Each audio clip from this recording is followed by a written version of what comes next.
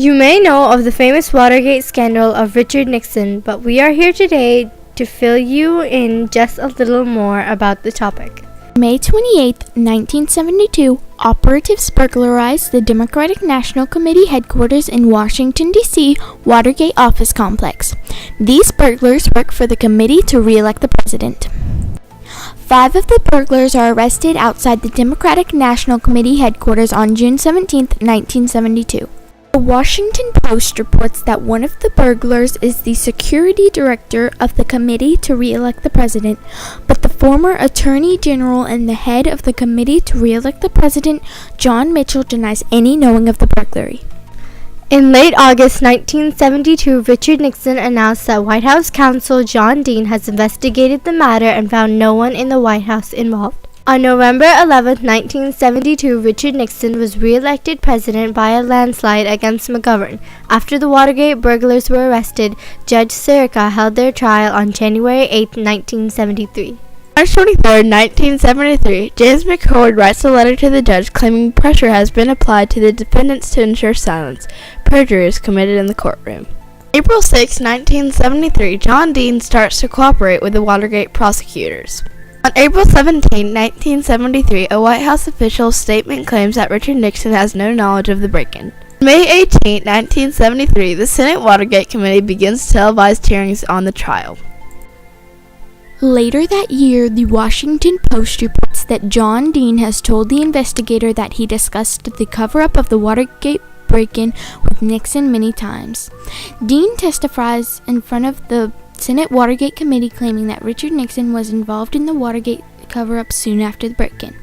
In July 1973, Nixon is asked for the tapes, but he refuses to yield them, declaring executive privilege. On August 15, 1973, for the second time, Nixon confronts the public about the Watergate scandal.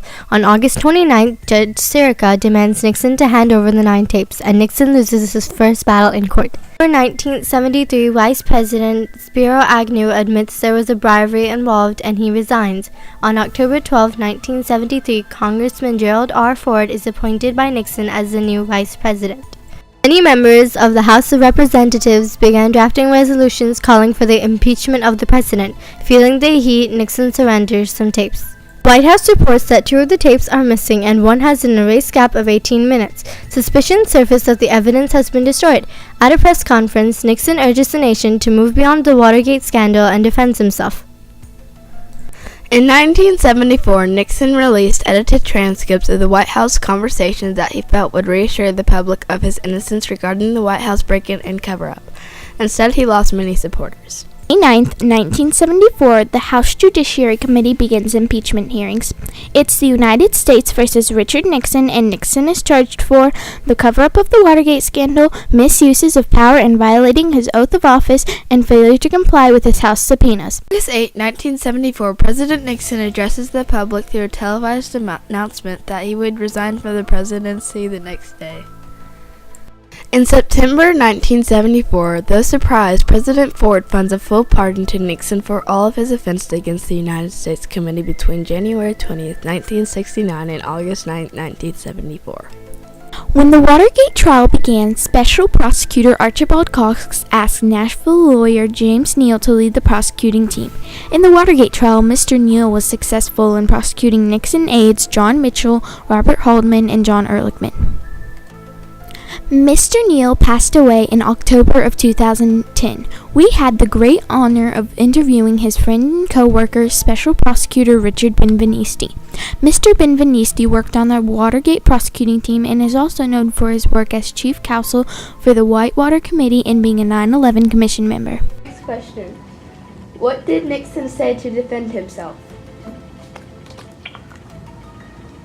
Well, at the very beginning, when the burglars were arrested at the Watergate, the Nixon administration put out comments saying, these people were totally unconnected to the president or to the administration.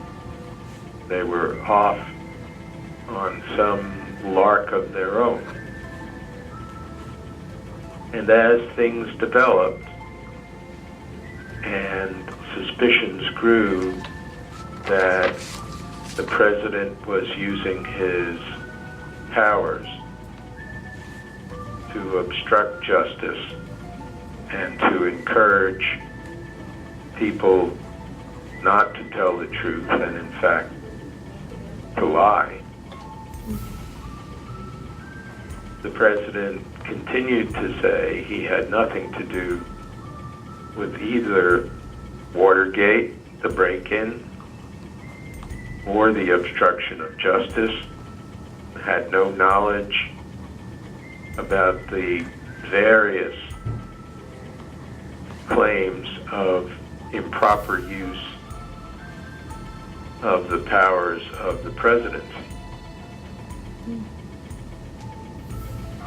Of course, all of the denials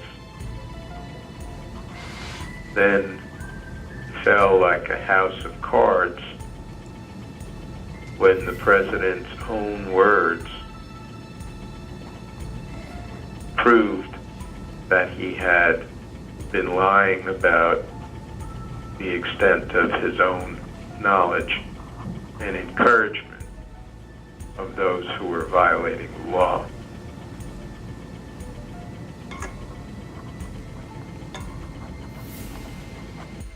We had the honor to talk to Mrs. Donna Phillips. Mrs. Phillips is the administrative assistant at Neal and Harwell Law Firm.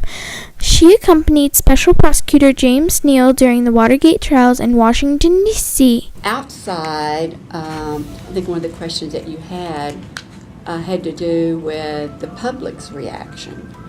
I think the public was, first they were disappointed.